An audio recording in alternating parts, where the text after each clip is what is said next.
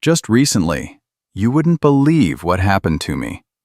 Right outside the courthouse, my daughter-in-law, Valerie, smirked and slapped me across the face, as if I were the most contemptible creature in the world. In the crowded hallway, under all those scrutinizing eyes, I stood there, trembling, humiliated, and hopeless. My son, Charles, simply watched, saying nothing to defend me. But what they didn't know was that just a few minutes later I would be sitting in a place Valerie could never dare to dream of: the judge's seat. This is not merely a story about a family's betrayal. This is the story of a mother pushed to the edge, of a rise no one expected, and of how I turned my pain into a verdict of justice for those who tried to destroy my life. I will tell you the truth behind that slap, and the reason the entire courtroom stood up when I walked in. Come with me, because this is not just a story.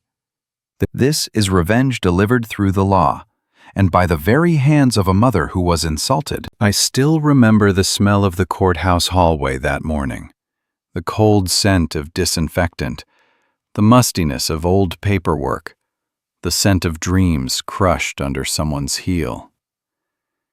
I stood off to the side, clutching my worn-out bag, trying to stay composed as Valerie approached, her high heels striking the stone floor, each click slicing into my ears like a blade.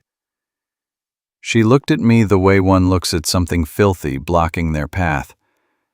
Then, right there among the crowd of lawyers, clerks, guards, and strangers passing by, Valerie leaned in and curled her lips into a contemptuous smirk.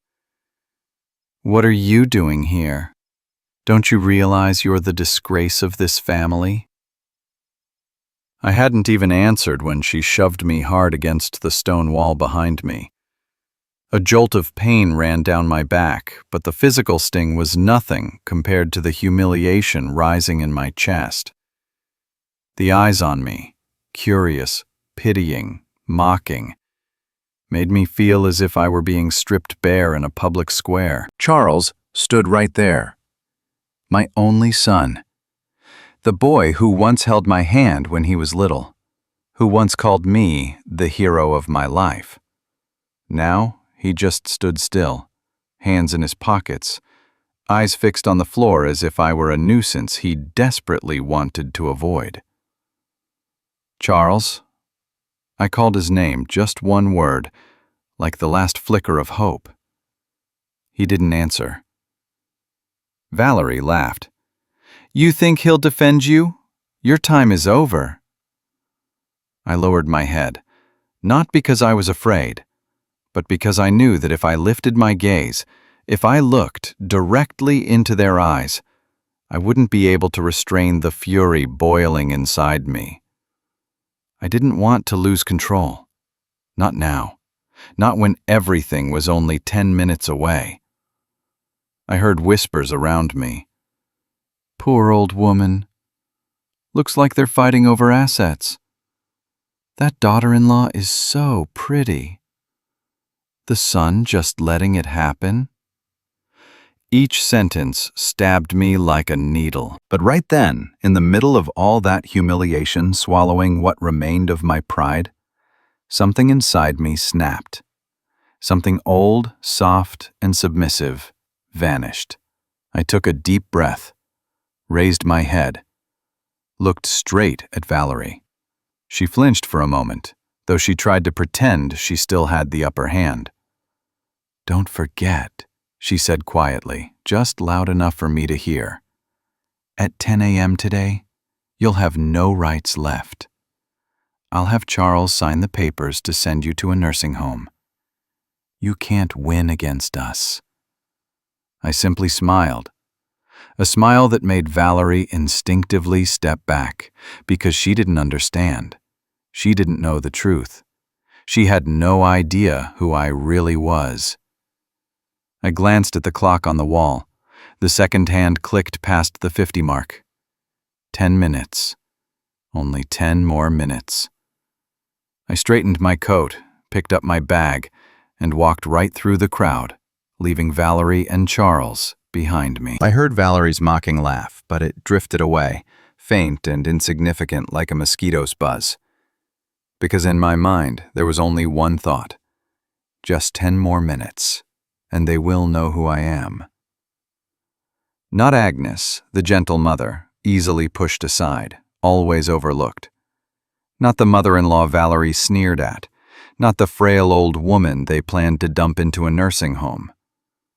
10 more minutes. I would step into the courtroom. I would stand in the place they never imagined. That seat, that bench, that authority, that title, Judge Agnes Parker. I had stayed silent long enough. Now it was their turn to bow before the truth, and before justice. Justice delivered by my own hands. I left the courthouse hallway with my back still aching from Valerie's shove, yet my steps grew lighter with every beat of my heart. 10 minutes, just 10 more minutes, and the sun of a new era would rise in my life. Behind me, I heard Valerie's heels clattering sharply, Charles speaking tensely into his phone. But all of it felt distant now, like some horrible dream I was finally waking from. I walked straight to the metal door marked with a small sign, Staff Entrance, Authorized Personnel Only. The door opened, carrying with it the scent of paper, old wood, and the echoes of trials that had once altered countless destinies. I pressed a hand to my chest, feeling my heartbeat slowly steady. 30 years. Long enough to transform me from a woman of steel into a shadow. And I had allowed that to happen. I opened my locker. The black robe lay inside, neatly folded, spotless, as if it had been waiting to breathe again. I touched the soft fabric, a cold shiver running down my spine. 30 years of concealing my identity wasn't some spontaneous sacrifice. It was the price I chose to pay to protect Charles, to keep him far from the people who once threatened me, to let him grow up unaware of the darkness his mother once faced in the world of law. I put on the robe slowly, as though restoring my true soul piece by piece. The black fabric settled over my shoulders, heavy, yet unwavering. This robe had once been my wings, wings I myself had clipped for decades because of one person, my son. And now that very person stood outside, silently watching his wife humiliate me like some worthless creature at the bottom of society. I pulled the final clasp shut. As the collar of the robe closed around me, an old familiar feeling surged through me. A fire that had smoldered in silence for 3 long decades finally roaring back to life. Now they were the ones who didn't know who they were dealing with. I stepped into the secret hallway leading directly to courtroom number 3. The wooden walls, the golden lights, the faint murmurs drifting from afar. Everything made me feel like I had stepped back into myself from 30 years ago. Back when I was the youngest woman ever appointed judge in the district. Back when the name Agnes Parker made more than a few lawyers reread their documents just to be sure they hadn't overlooked anything. I stopped at the courtroom door. Through the frosted glass, I saw Valerie sitting at the plaintiff's table. Her hair styled to perfection, lips painted bright red, a face full of confidence. She was talking to a young attorney, probably imagining her victory, imagining the moment she would reduce me to a helpless old woman incapable of caring for herself. I heard her laugh. That laugh haunted me for years. The laugh of someone who believed she had already won everything. I pushed the door open. In that moment, time stretched thin. Every gaze in the room swung toward me, and the gallery fell silent. Valerie turned, irritation first, then stillness, and finally shock as her eyes landed on my robe. Her lips trembled. Charles shot to his feet, his face draining of color as though someone had struck him in the chest. The court clerk looked at me, stunned for a split second, then straightened instantly, adjusting his papers. In a clear, solemn voice, he announced, "All rise for Judge Agnes Parker." The entire courtroom stood. The scraping of chairs against the floor echoed like a bold proclamation, justice descending, heavy and unstoppable. I walked toward the elevated bench, the place I hadn't touched in decades, the place Valerie never imagined I could sit. I looked at her. She looked at me. The arrogance in her eyes shrank as if someone were squeezing it shut. And I thought only one thing. The game is only beginning. I lowered myself into the judge's chair, the very seat Valerie had never dared to imagine, and the one Charles never believed his mother still had the right to touch. Their shock lingered in the air like smoke as I placed my hand on the familiar wooden bench. The gavel struck once, a sharp crack that felt like it split my old life clean away from the present. And then I looked down, facing the two people who had trampled my heart without mercy. Valerie stood up first, but instead of crumbling or trembling, she attempted to pull her face back into its usual confident mask. Her chin lifted, lips curled into that half-smile, half-challenge, as if she could hide the trembling in her eyes behind a veil of arrogance. That was the moment I realized. Some people, even when dragged into the harsh light of truth, do not possess the slightest understanding of shame. Charles was different. My son stepped back, his gaze unfocused, hiding his trembling hand beneath the sleeve of his suit. He didn't call my name, didn't try to explain or apologize. He just stood there, silent, like a child caught stealing, yet too cowardly to defend himself. I looked at them both, not with the eyes of a mother wounded, but with the eyes of a judge who had heard thousands of lies in her lifetime. I opened the case file before me, my voice calm to the point of coldness. Let the trial begin. Valerie immediately pushed forward, desperate to regain control. Your Honor, I think there's been a misunderstanding. I didn't know. I cut her off with a single raised hand. Here, you speak only when permitted. She froze.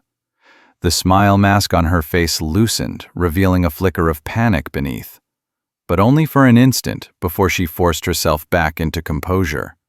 The way she stood there, radiating that absurd, misplaced confidence, I didn't know whether to be furious or pity her. A shameless person always believes they can escape consequences. I read through the file, the supposedly simple case Valerie had come here today fully expecting to win. But from where I sat, every detail in the documents magnified itself. Deliberate inconsistencies, altered numbers, statements written in ways only a schemer would think of. I didn't need to raise my voice. I didn't need to humiliate her the way she once humiliated me. All I needed was silence, the strongest weapon any judge has ever owned. Every time I turned a page, I heard Valerie swallow. Every time I marked something in red ink, Charles looked at his wife with mounting dread. I let them face what they had done. I let the truth slice into them like cold, sharpened blades. I don't understand why these discrepancies are here, Valerie stammered when I pointed out another suspicious detail. I looked straight at her, for the first time since entering the courtroom. One look, deep, cold. She flinched away instantly, as if burned. I felt no triumph, no satisfaction, only a quiet, aching sorrow. How had a woman who once entered my family become something like this? But then I remembered the slap in front of the courthouse, the shove into the wall, the mocking smile, the contempt, and her plan to push me into a nursing home. No, Valerie wasn't a victim. She created this. And today she sat in the plaintiff's chair, putting herself on display before justice. justice that I now held in my hands. I tapped the gavel lightly, eyes still on the file, and said in a voice no one could defy, "The court will review every irregularity in this case, and if evidence of fraud is found, an official investigation will be opened." Valerie shot up from her seat. "No, that could ruin me." I replied, "I'm not the one ruining you. The truth is."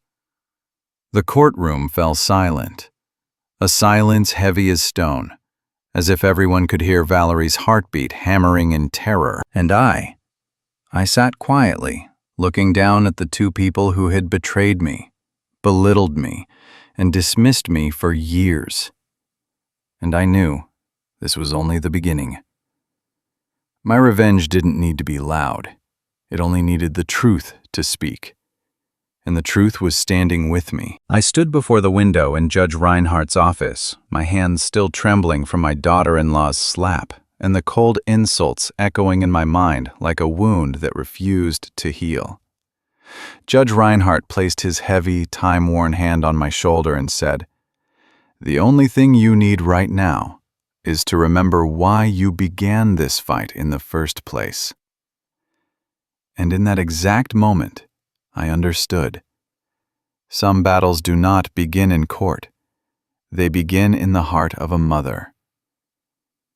I closed my eyes, took a deep breath, and memories pulled me back to the years when my legs were still unsteady, but my heart already carried the weight of an entire world. Back then I was only 18, 5 months pregnant with Charles, standing in the damp warehouse where I worked the night shift.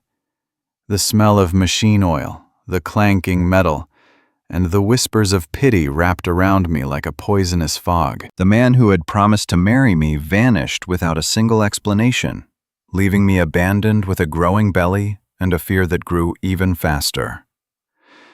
But no one knew that during those nights, leaning against the warehouse wall, wiping tears with my sleeve, I had silently vowed, "Charles will not grow up like me. He will have a life his mother never even had the chance to touch." I enrolled in a night GED class, my hands shaking as I wrote each letter in the cramped, free classroom for laborers. I sometimes fell asleep on the desk, then jolted awake to keep working as if I were running from my own life. After that, I applied to a community law program, studying, working part-time, and raising a small child all at once. There were nights I wanted nothing more than to collapse on the floor and cry until the exhaustion washed away. But then I remembered Charles's big, round eyes, the first time he called me Mom, the tiny hands clutching my shirt as if to say, "Don't let go." So I stood up again. During those years, people laughed behind my back. One professor even asked, "Do you really think a poor single mother like you can enter the legal field?" I only smiled, lowered my head, and kept studying, because I knew I wasn't fighting for myself. I was fighting for my son's future. When Charles turned 9, I graduated with honors, enough to shock the very people who once looked down on me. I entered the district attorney's office, worked tirelessly for over a decade until the chance finally came to apply for a judgeship. I remember the day I received the appointment. Charles stood behind me, wrapped his arms around my waist, and was so proud his eyes shimmered. I once believed all of that would earn me the respect my son and I had been deprived of for so long. I once believed that my son, the child I raised through tears, sacrifice, and nights on the edge of collapse, would always stand with me. But life has turns even the strongest mother cannot withstand. Charles grew up, started a family, and drifted away from me like a ship swallowed by fog. And when my daughter-in-law entered our lives, her smile said more than any word. She never wanted me to exist. Now, when I was humiliated right at the courthouse doors, the very place I spent half my life building, I realized some pain doesn't come from enemies on the outside, but from the very child a mother raised with her heart. But in that same moment, I saw the path I had walked, rough, shadowed, soaked in tears, yet every step had carved into my bones the unshakable resolve of a mother who once rose from the dirt, a mother who once vowed no one would ever trample her child's future. And now, I understood I had to do the opposite. Protect myself from the very family I had sacrificed everything to build. I opened my eyes, inhaled deeply, and whispered, like a vow, "If they want to turn me into someone weak, they have forgotten that I was born on a battlefield." After the memories of my youth, of all the relentless years I fought to become a judge and protect Charles's future, I opened my eyes and faced a bitter truth. My son was now a grown man, and beside him stood Valerie. She, the woman I first met more than 10 years ago, still carried that same cold smile and evaluating gaze I could never forget. The first day I met Valerie, she entered my small kitchen like a draft of winter air. Her eyes, sharp, cold as steel, swept over me from head to toe, as if measuring my worth in the world she believed belonged to her. I tried to smile, tried to be friendly, but her words sliced through the space between us like thin blades. "I hope you know how to keep order in the family, because my husband means everything to me." Just one sentence, but I understood her intentions perfectly. Valerie wasn't someone who wandered into Charles's life by accident. She stepped in, invaded, claimed territory, and positioned me as the outsider. I folded myself smaller, bit back every reaction, trying not to lose my son to her grip. But inside me, suspicion and resentment had already begun to sprout. The first family dinners with Valerie were a quiet torture. She spoke with the pride of a queen surveying her castle, her tone elevated, detached, her gaze never truly landing on me. I stood there, silently observing, learning how to exist without showing the helplessness clawing inside my chest.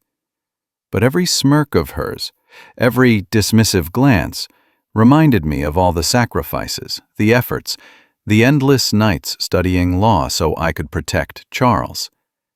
And now, everything seemed to be challenged, belittled. Valerie wasn't just a daughter-in-law. She was a psychological trial unlike anything I had ever faced. She hid her cunning behind gentle gestures and sweet, performative words that convinced everyone she was flawless. But I knew. I saw the cracks in her mask, the moments when her eyes revealed impatience, ambition, and an ego far beyond what any family could hold. Every time she laid a hand on Charles's shoulder or touched the hands of my grandchildren, I felt my heartbeat tighten, not out of jealousy, but because I witnessed the intrusion, the gradual takeover of every corner of the home I had built.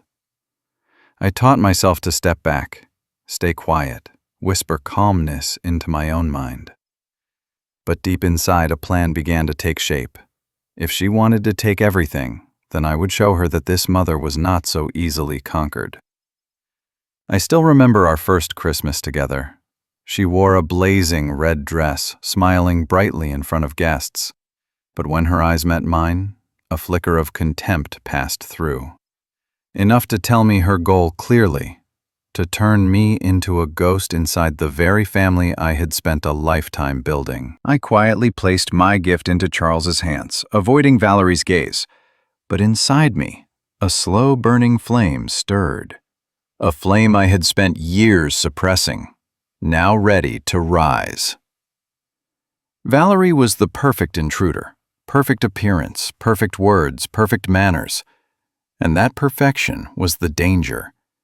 Because all it would take was one mistake, and I, Agnes Parker, the mother, the judge, would reveal everything. I didn't need to scream, didn't need to confront her. I only needed to observe, to wait, to let time and her own choices expose the truth. Deep within, I knew what I was about to do wasn't only for myself, but for Charles, for the children, and for the justice Valerie dared to ignore. I was no longer the fragile mother I once was. I had become a silent wolf, waiting for the right moment to prove no one invades my family without paying the price. And I smiled faintly, because I knew Valerie would never expect that my silence and humility all these years had been the perfect preparation for the revenge to come. After years of watching Valerie, the perfect infiltrator, cold, calculating, skillfully manipulating every move within the family, I knew that every step I took now had to be more cautious than ever. That evening, I realized a painful truth. Sometimes the enemy will corner you openly, leaving you no room to escape. Natalie's birthday, the little granddaughter I adored, was a day I had looked forward to for weeks.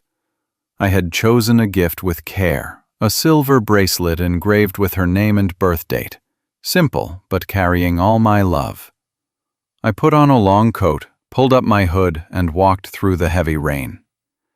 The rain seemed eager to wash away all the sorrow I had carried, yet it only made my heart heavier with the dread of what might happen.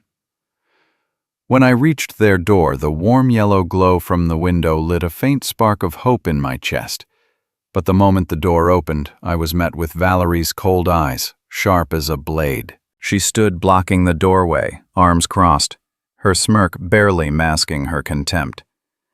"Not immediate family," she said, her voice slicing through me like a sword. Those words landed like a hammer to my chest. I gripped the gift tightly, feeling my hand shake despite trying to hide it. I had prepared myself for many family conflicts, but nothing hurt more than being stopped at the door of my own granddaughter's birthday, a place where love from a grandmother should have been welcomed without question. Through the glass panel, I saw Natalie's big, innocent eyes staring at me, silently asking, "Why aren't you coming in, Grandma?" I swallowed hard, forcing a smile I knew was painfully strained. In that moment, every hope of reunion, of family warmth, evaporated like mist in the rain. Valerie wasn't just denying me entry, she wanted to turn me into an outsider, to drown me in the invisibility she had been sowing for years. I felt my heartbeat quicken, the simmering anger within me beginning to rise. But I had to stay calm. The rain fell on my shoulders as though soothing the pain, but also as a reminder.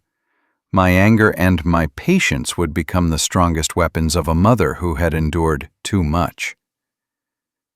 I turned away and walked back into the rain, clutching the ungiven gift. The raindrops blended with the tears I refused to let fall. But inside me, the flame of revenge sparked to life. I thought of Valerie, her arrogant smile, her judging eyes, every gesture dripping with disdain. I realized that if I didn't rise up, if I didn't show her who truly held power in this family, everything I had built would vanish in a single moment. That night, back home, I placed the gift on the table and looked out the rain-streaked window. The trees swayed in the wind, the droplets glimmering like jewels, reminding me that a mother's life is like the rain, sometimes calm, sometimes furious, but always flowing toward the justice she deserves. I sat silently, thinking of the revenge that required no shouting, the kind that would turn every arrogant act, every cruel word from Valerie into evidence for justice, and for the strength of a mother, wronged but unbroken. Through the rain, I pictured the day I would sit where Valerie could never imagine herself, the judge's seat, my cold gaze steady as the truth finally came to light. I smiled, knowing that day was no longer far. Tonight's storm was only the beginning. the drumbeat heralding the quiet but inevitable revenge of a mother long underestimated but never defeated. I walked away, leaving behind Valerie's mocking laughter, but inside I knew. The game had only just begun, and this time I was the one in control. After the rainy night of Natalie's birthday, as I returned home with the gift still ungiven, my anger and hurt no longer stopped at Valerie. A deeper wound began to surface. My son's silence. Now I had to confront the closest and most dangerous enemy of all. Charles, my own son, the child I had raised with both blood and tears. In the weeks that followed, I tried calling, texting, even going to his office, only to be met with coldness and avoidance. Charles was no longer the little boy who hugged me whenever I cried from exhaustion, nor the child who trembled behind me during long, weary nights I spent studying law. He was now a grown man, led by Valerie, his eyes seemingly fixed only on numbers, contracts, prestige. The very things I once sacrificed everything to protect. I remembered the years I sat beside him, telling him stories of law with a soft voice, guiding his steps, explaining principles so he could grow into someone honorable, someone who understood the value of conscience and responsibility. But now Charles chose to listen to Valerie, chose money, chose the superficial things I had fought so hard to reach. Every time I saw him bow to her demands, my heart tightened, not because he was weak, but because he was betraying the memories, sacrifices, and love I had devoted my life to giving him. What frightened me most was the silence. No accusations, no explanations. Just a widening distance between mother and son, a distance Valerie had filled completely. Silence is a weapon sharper than any blade, and whether knowingly or not, Charles was using that silence to protect the very woman who had humiliated me. I sat by the window, watching the traffic glide through the city, remembering every moment of raising him. The sleepless nights, the simple meals with just the two of us, the lessons about patience, justice, and honor. And now, all of it seemed erased. I asked myself, had my son forgotten me entirely? Forgotten that I was the one who lifted him out of nameless hardships? But within that pain, a spark lit up. This silence, this distance, would become the test for the entire family. I began planning, slowly, quietly, carefully. No yelling, no begging. I would make Charles understand that money and prestige might buy everything, except the respect of the mother he once called his whole world. One night, I stood on my balcony, looking toward Charles and Valerie's apartment. The warm yellow light glowed through their curtains, and in that moment, I understood. My son's silence was a double-edged sword.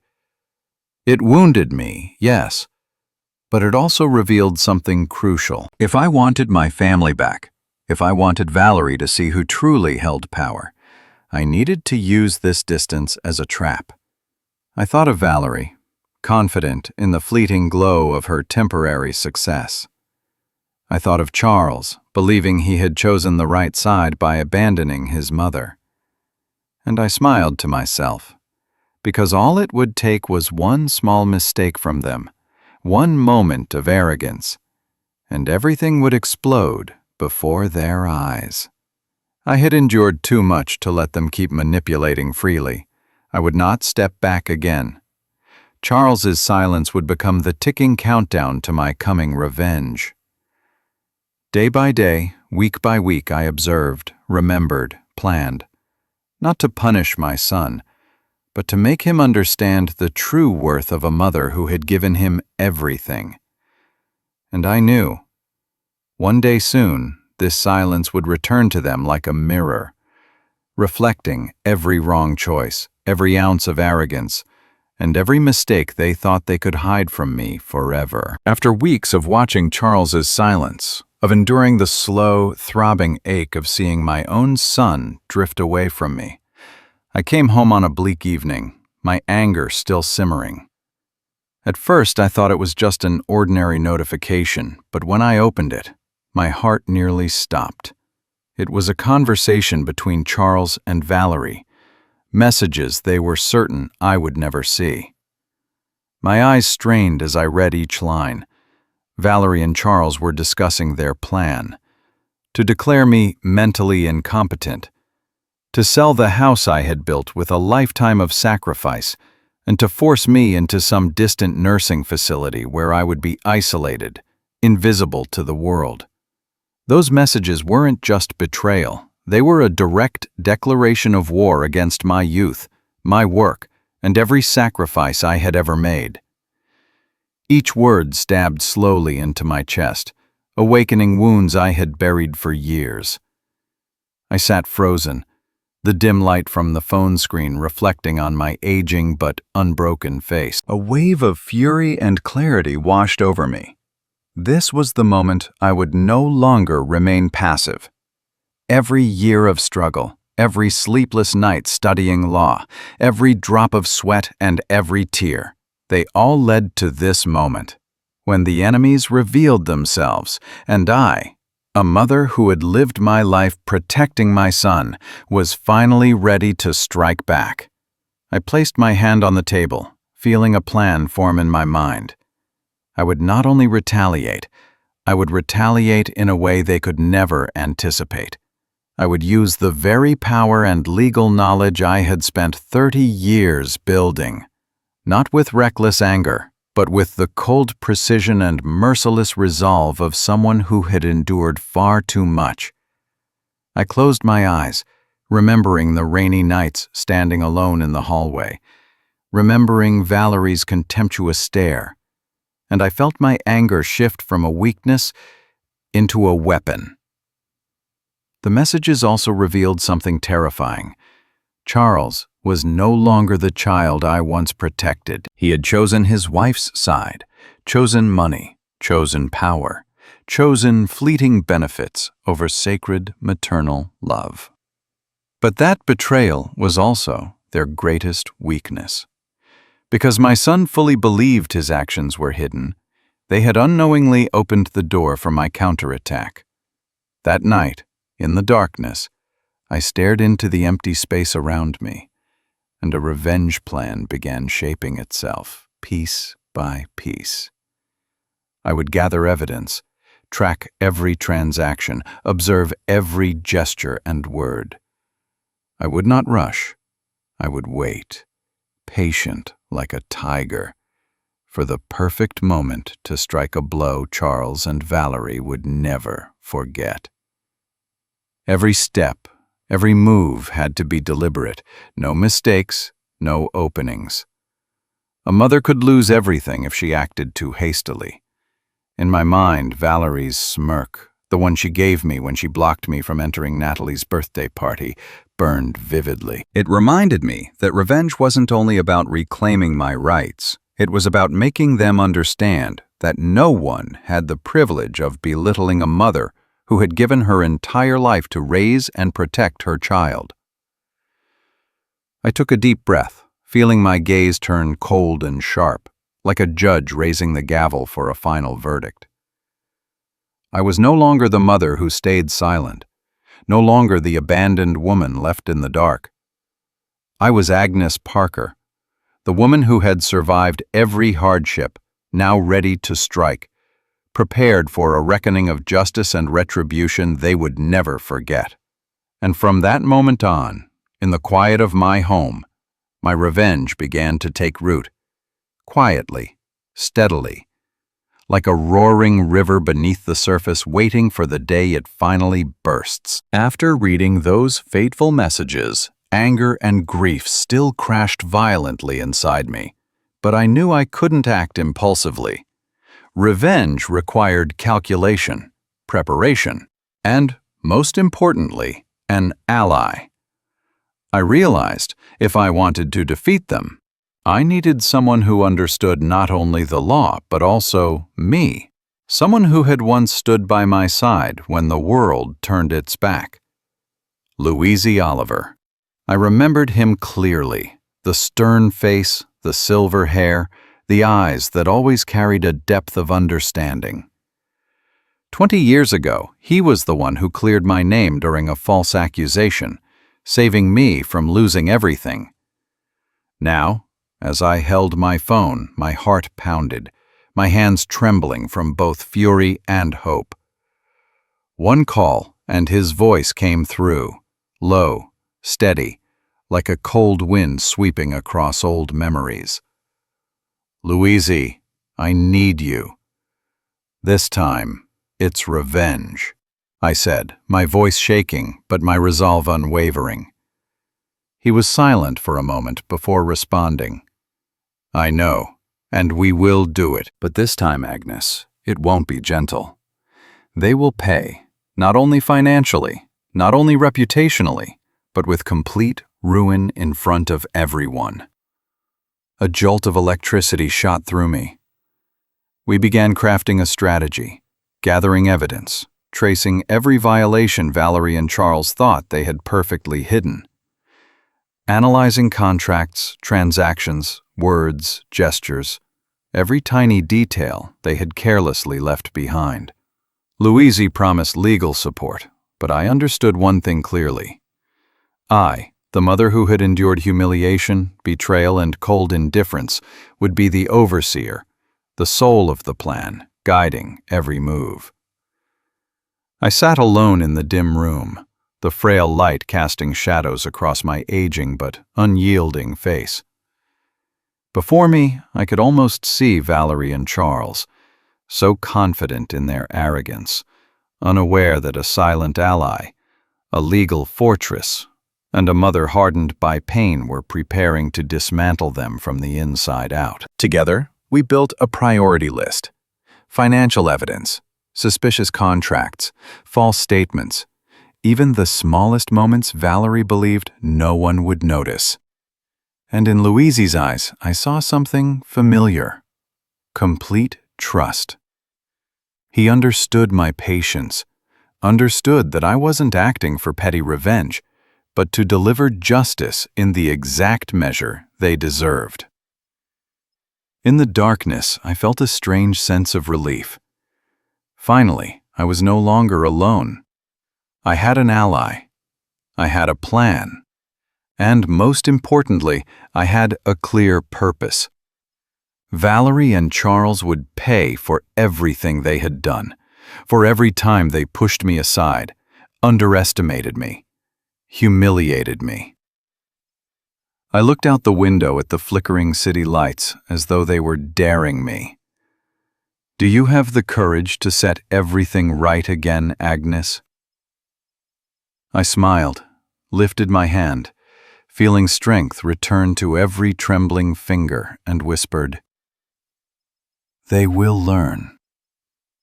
They will know what a mother's justice looks like."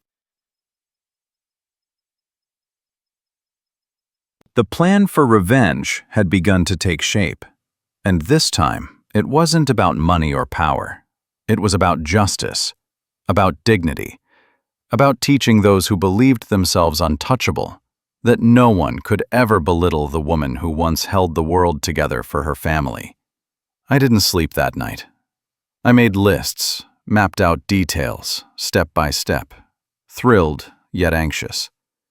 I knew this revenge would not be loud, but it would be precise, merciless, and deliberate, leading Valerie and Charles to expose themselves before the public, before the law, and more importantly, before their own conscience. And when dawn spilled into the room, I rose and looked into the mirror. An aging face, but eyes sharp and resolute. I, Agnes Parker, was ready. My ally was by my side. The plan was set.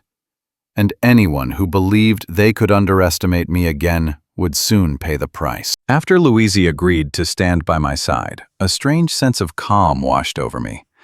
though that calm was only a thin mist drifting above a storm ready to erupt. I knew that from here on, every move had to be sharp, deliberate, and precise, like the scalpel of a seasoned surgeon. To bring down Valerie and Charles, emotions alone were not enough. I needed evidence. Pieces sharp enough to slice through every mask they had worn all these years.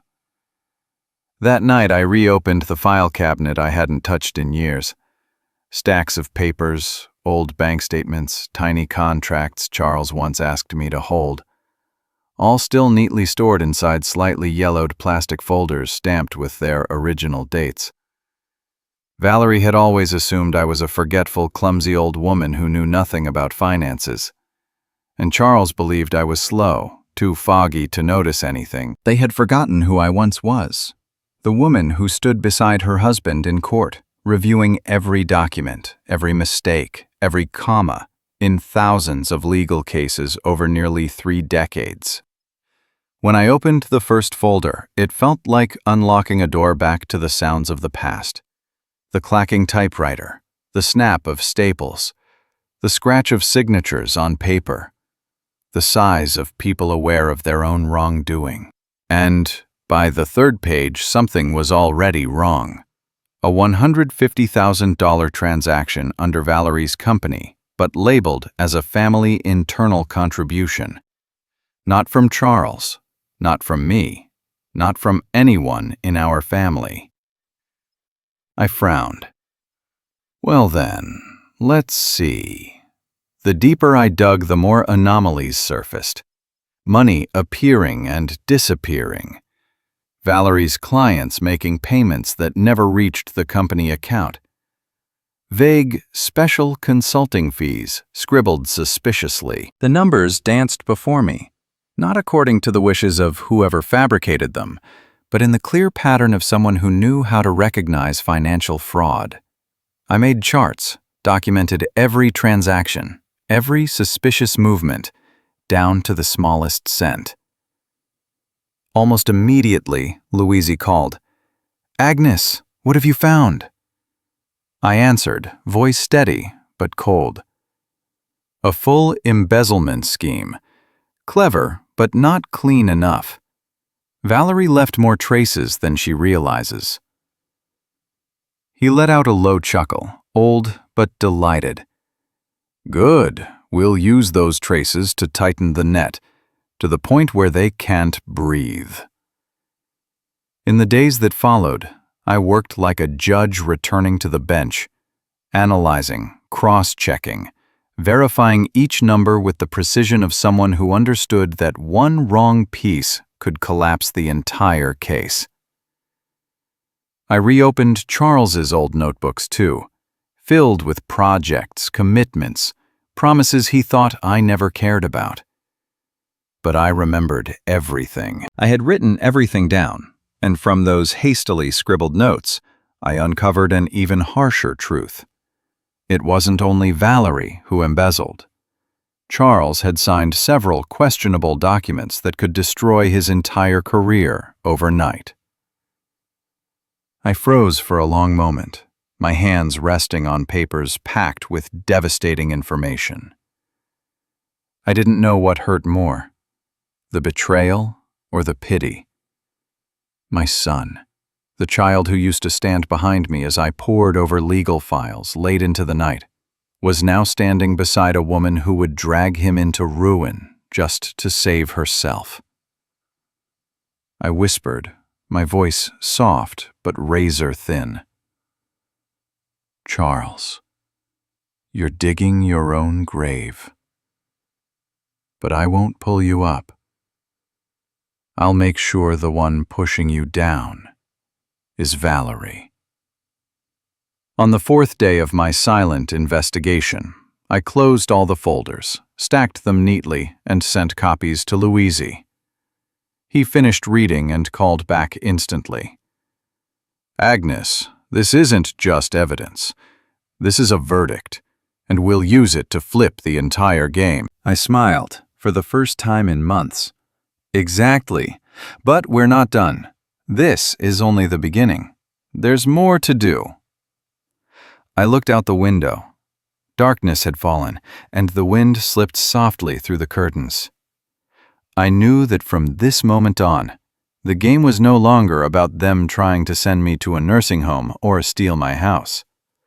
The game had grown bigger, so big they wouldn't even see it coming until the legal net tightened around their necks. I closed my eyes and drew in a deep breath. It was time not just to defend myself. It was time to attack, and this time, I would miss nothing. After countless days and nights spent analyzing files, collecting evidence, and working closely with Louise, the legal net had begun to tighten around Valerie and Charles. I needed to look Charles straight in the eye and make him see the truth, that every scheme, every lie, had already been exposed under my gaze. That evening, I knocked on Charles's door. The hallway light spilled onto the floor, casting long shadows stretching like slow-moving serpents, announcing a confrontation without weapons but heavy with power. Charles opened the door, his face marked by surprise and a hint of hesitation. He thought I had come to beg, to cry, to plead the way I always did before. He had never seen his mother like this. Cold, certain, and dangerous. "I need to speak with you, privately," I said, my voice steady, not angry, but sharp as a blade. Charles stiffened, stepped back into the room and closed the door behind him. He looked at me with a chaotic expression, a fear I had never seen from him before. He was still my son, but now that son was standing in front of a mother he believed was weak, submissive, not knowing she was, in truth, a silent warrior, quiet, steady, and frightening. I began, "Charles, I know everything. Every plan, every message, every transaction. I have followed every step you and Valerie have taken. I know you intended to force me into a nursing home, sell the house, and assumed I wouldn't fight back. But your mother has never been someone who surrenders." Silence filled the room. Charles trembled, his eyes widening. For the first time in his life, he saw not a gentle old woman, but a force, living justice, a power he had never encountered. He blinked, his mouth opening but unable to form words. "Everything you and Valerie have done," I continued, my tone calm but packed with strength, "will come with consequences. I'm not threatening you, Charles. I don't need to. All I have to do is what's right. Justice will fall on those who believed they could deceive their own mother." I paused, letting the truth sink into every muscle, every nerve in his body. Charles began trembling, and for the first time, fear appeared. Not the fear of a mother yelling or scolding, but the dread born from an overwhelming, silent force, one he had never faced. "I know you chose her side," I added, my voice low, not resentful but aching. "But you must understand, money and prestige can never replace a mother's love. You forgot that, but I haven't. And now, you must face the truth you've tried so hard to bury." Charles lowered his head, silent. I knew for the first time he realized that everything he believed was power and control was nothing but an illusion. The mother he once saw as frail now stood before him as a living judge, holding both truth and justice in her hands. He trembled, not from anger, but from fear. The fear of being exposed, of being forced to face fairness and the sharp yet honest gaze of his mother. I stepped closer, gentle yet unwavering. "You will learn this, Charles, not through my scolding, but through your own actions, yours and Valerie's. Everything will come to light, and when that happens, you'll understand that your mother is not someone you can ever deceive." He sat down, completely silent, his hands shaking on his knees. I sighed, feeling both relief and sorrow.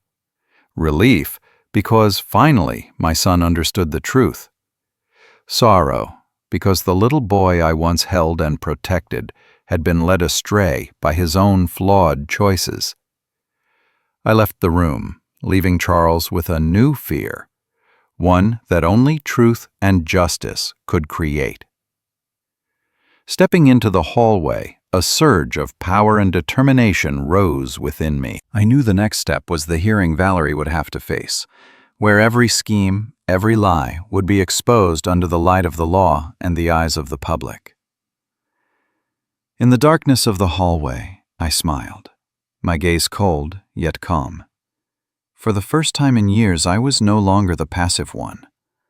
I had confronted my own son, and this time, not just to teach him a lesson, but to prepare for the explosion to come, where justice and revenge would unite as one. After the silent confrontation with Charles, I sensed a shift, not only within my son, but in the flow of fate circling around Valerie.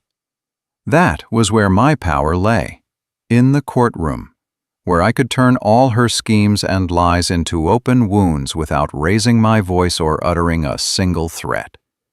I stepped into the courtroom, the judge's robe wrapping around me, my steps light yet steady, like the heartbeat of someone who had survived countless battles, both in life and in law. Valerie stood there, perfectly made up, her eyes sharp but stripped of real power, at least in the presence of mine. She believed this hearing would be simple, that I would not interfere, and that Charles would remain behind her, shielding all the wrongs they thought they had hidden flawlessly. But I had prepared every detail, every shred of evidence, and above all, I was ready to expose everything to the public, to the law, and to my own son. As Valerie began her statements, I stayed silent and observant. Every word, every gesture of hers was a loose thread in the net I had woven. Her first mistake came quickly, a wrong number in a contract she thought insignificant. I nodded faintly, reminding myself that everything was aligning. Then came a contradictory testimony, a conveniently forgotten email. And slowly, the fatal legal cracks revealed themselves like crumbling bricks in the wall she had built around herself. I listened closely to every breath, every tremor in Valerie's voice. No one knew it, but in my hands, everything was under control. When she tried to slide past critical details, I was prepared. A sequence of questions drawn directly from the documents I had gathered, every line, every figure, every record. Valerie began to falter, sweat forming at the corner of her eyes, her voice trembling. Each time she opened her mouth, I could see the fabric of her deceit tearing apart. I struck the gavel. The sharp crack made the entire courtroom jolt. Open a full investigation into the serious misconduct of Valerie Thompson, I declared, my voice steady yet final. Valerie froze, her hands curling inward, her face turning pale. She tried to speak, but her words drowned under the rising murmur of the courtroom, the stunned looks of attorneys, clerks, and every onlooker present. To the public, who once saw her as successful and powerful, this was a spectacle, the collapse of someone who once stood so high. I watched quietly, no shouting, no threats, only the power of truth and law, enough to shatter Valerie completely. The secrets, the fraudulent deals she thought only she knew, now lay exposed. Every mistake, every deception was a brick I placed on the wall closing in on her, letting her crush herself under its weight.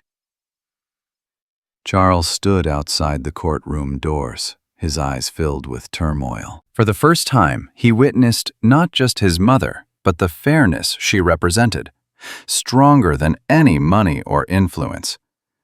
He could not intervene. He could only watch. and this time his fear was the beginning of his awakening. He realized that everything he once believed was secure was now collapsing, and the mother he had taken for granted had become a living force, a living justice. Valerie collapsed, no longer able to justify anything. Years of deceit, manipulation, and greed were now open charges. I exhaled, exhaustion mixed with satisfaction rising in my chest. This trial was not merely a legal battle. It was the calculated, cold, and righteous revenge of a mother who had endured humiliation and betrayal far too long. I knew that when this was over, not only would Valerie be exposed, but my son Charles would finally learn about choices, about family, and about never underestimating the woman who spent her life protecting him. Now I could stand tall, strike the gavel again, and smile. Because for the first time in many years, everything was in my hands. The power, the truth, and the justice I deserved. The life-or-death trial closed, and I walked out of the courtroom with a feeling that was both a quiet relief and as sharp as steel. Yet I knew the game wasn't over. The legal net had only just begun to tighten. Now was the moment when every secret, every calculation they thought they had cleverly hidden would be dragged into the light, and the consequences of years of deceit would crash down like a violent storm. The expanded investigation began immediately, and I watched from the outside, like an old fox in the dark, knowing exactly where each of their steps would lead. Charles, once so confident standing behind Valerie, was now pulled into a whirlpool he could no longer control. Each time a document, a bill, a receipt was exposed, I saw his eyes flicker in panic. He was beginning to understand. Fear no longer came from a mother's scolding, but from the brutal truth he could no longer escape. Years of greed, lies, and hiding behind others to cover his mistakes had finally turned on him. Valerie, meanwhile, couldn't withstand the pressure of exposure. She began blaming Charles, screaming, drowning in desperation. But every word only revealed more of her weakness, her greed, and her misguided schemes. In the investigation room, each hidden financial secret, each transfer, each shady contract unraveled one by one. I watched it all, feeling both satisfaction and sorrow. Satisfaction because justice was prevailing. Sorrow because my son was being consumed by the consequences of his own choices. Their house, once filled with hollow laughter, with glamorous parties designed to mask their schemes, was now empty and chaotic. Everything collapsed, piece by piece, and I witnessed it all as a silent observer, knowing these scenes were the inevitable outcome of their deceit. Charles had no excuse left. Valerie had no power left to manipulate. Their family fell apart before my eyes, and for the first time in years, I saw the raw truth, stripped of every illusion. In the dim light of the investigation office, I smiled. The smile of someone who had won. Not through cruelty, but through cold clarity, intelligence, and the justice I had gathered over a lifetime. Those who once looked down on me, who believed I was easy to deceive, now stared at me with shock and fear. I did not rush to the end because I knew there was one final step, reclaiming my power and teaching those who underestimated me a lesson they would never forget. I took a deep breath and looked toward the window. The late afternoon light fell onto the scattered papers, invoices, and documents, reflecting back the painful past. Each sheet, each detail was a puzzle piece forming the full picture, one from which Valerie and Charles could no longer run. And in my mind, the next plan was crystal clear. Use my legal authority, reclaim the house, protect what belonged to me, and leave a mark they would remember for the rest of their lives. Their family had collapsed, but I didn't feel a vengeful triumph. I felt calm, because in their downfall, I found justice. I found reassurance that truth always wins. And above all, I found that the mother once dismissed and underestimated had now become the center of power. Not just to protect herself, but to teach her son, to teach the world, that no one has the right to deceive a woman who spent her life holding a family together. I knew it wasn't over yet, not completely, but for the first time in many years, I stood amid the chaos of those who had betrayed me with a calm heart, power in my hands, and eyes sharp with resolve. The mask had fallen, and now they would have to face the truth. The truth I had quietly watched, carefully prepared, and now allowed to bring down upon them. After witnessing Valerie's collapse and the disintegration of their family, the legal battle did not end with exposing their wrongdoing. Now was the moment for me to reclaim real power, the power that had been stripped from me and trampled on for years. From the shadows of humiliation and pain, I stepped into the light of justice and authority, ready to restore everything that rightfully belonged to me. Every document, every receipt, every contract in my hands became a weapon.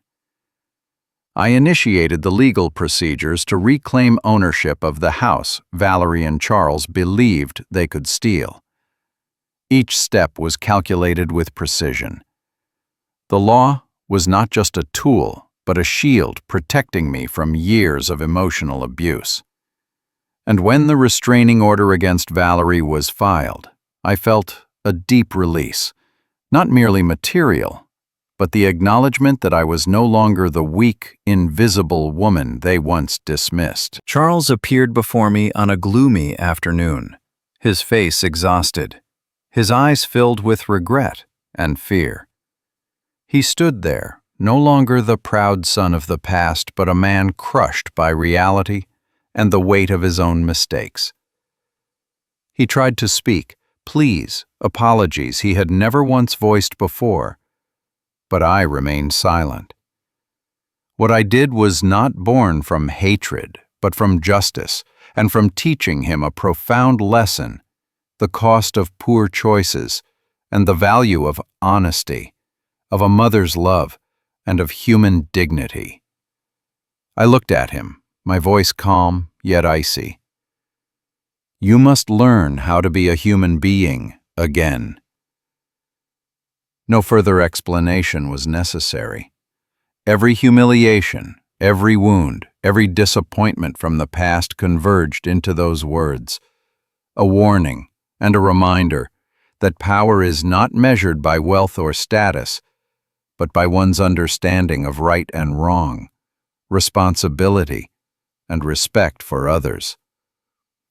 The house, once filled with arguments and lies, was now quiet. I walked through the rooms, touching each wall, each object, reclaiming the breath of my own existence that had been smothered for years. This was no longer just a place to live. It was a symbol of power, of resurgence, of justice and pride reclaimed from the hands of those who sought to make me invisible. In the days that followed, Valerie faced restricted access and the legal constraints she had once scoffed at. Charles, though broken and remorseful, had to relearn how to live, how to face the mother he had abandoned.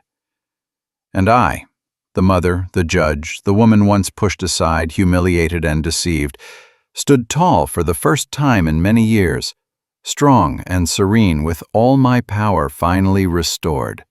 The afternoon light streamed through the window, casting a glow on the walls that had witnessed so many tears, so many silent battles. I smiled, not in triumph, but in recognition of a truth.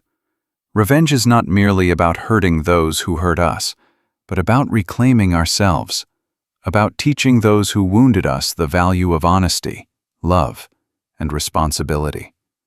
Power had returned, and with it, a new chapter opened, one in which I was no longer the victim, one in which the shattered family had to face reality, one in which I could guide Charles and everyone around me to understand that every action has consequences, and that justice, though slow, always prevails. After the legal battles, the silent confrontations, and every meticulously calculated plan for justice and retribution.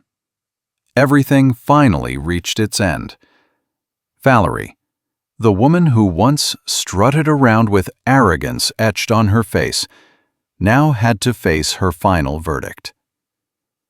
Her professional license was revoked, all her shady business operations frozen, and her reputation shattered before the public eye. She had no place left to hide, no power left to manipulate. She looked hollow, like a person devoured by her own ambition and deceit. I stood outside the courtroom, watching her lower her head, and felt a cold yet peaceful satisfaction.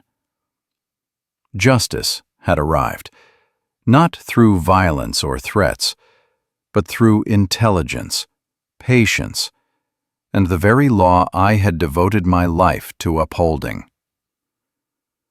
Charles, my son, the one who once turned his back on me to chase money and status, lost his company, his position, his family life. Everything he once believed was secure dissolved like smoke. Yet in that collapse, he awoke for the first time.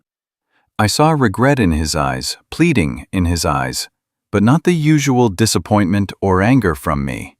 Instead, I sensed a slow, quiet growth inside him, like a tiny spark rising from the ashes of the past. He began to understand that every choice carries consequences, and the years he spent turning away from his mother, from the truth, could never be erased. And then, for the first time in years, I met my two granddaughters, two bright, innocent faces, unaware of the pain I had endured, unaware of the silent battles, of the years spent being dismissed and humiliated. I sat beside them, telling them my story, not to boast, not to seek praise, but so they would understand that the woman before them had once been a single mother, a night law student, a fighter for family and justice, someone who was never truly invisible. Each story, each memory, each tear, and every hardship unfolded before them. And in their eyes I saw admiration, curiosity, and a connection I once feared was lost forever. I felt a light within myself, the light of a long journey scarred by pain, yet crowned with victory. And that feeling surpassed any authority or achievement I had ever known. It was recognition of my own worth, a kind of power no one could ever take away, a reminder that a mother may be wounded, deceived, abandoned, but she never disappears as long as she has the strength and wisdom to rise again. I looked out the window where sunlight fell across the small garden, the place that had witnessed so many moments of loneliness and tears. Now, everything had changed. Valerie and Charles's family had collapsed. The truth had been revealed. I reclaimed my rightful place at the center of my own life, no longer the abused, overlooked woman. Every pain, every humiliation, every sacrifice had transformed into strength. Strength to keep living, to guide my children and grandchildren, and to remind myself that true power is not what others give you, but what you reclaim with your own resilience and intelligence. I smiled, holding my granddaughters in my arms, and in that moment, every wound, every battle, every plan for retribution blended into a complete portrait of justice and peace. I was no longer the victim. I was the mother, the judge, the survivor of every trial. And for the first time in years, I felt completely invisible, but in the best way. Invisible to cowards, invisible to deceivers, and forever present in the hearts of those who mattered most, my descendants, and my own unwavering self.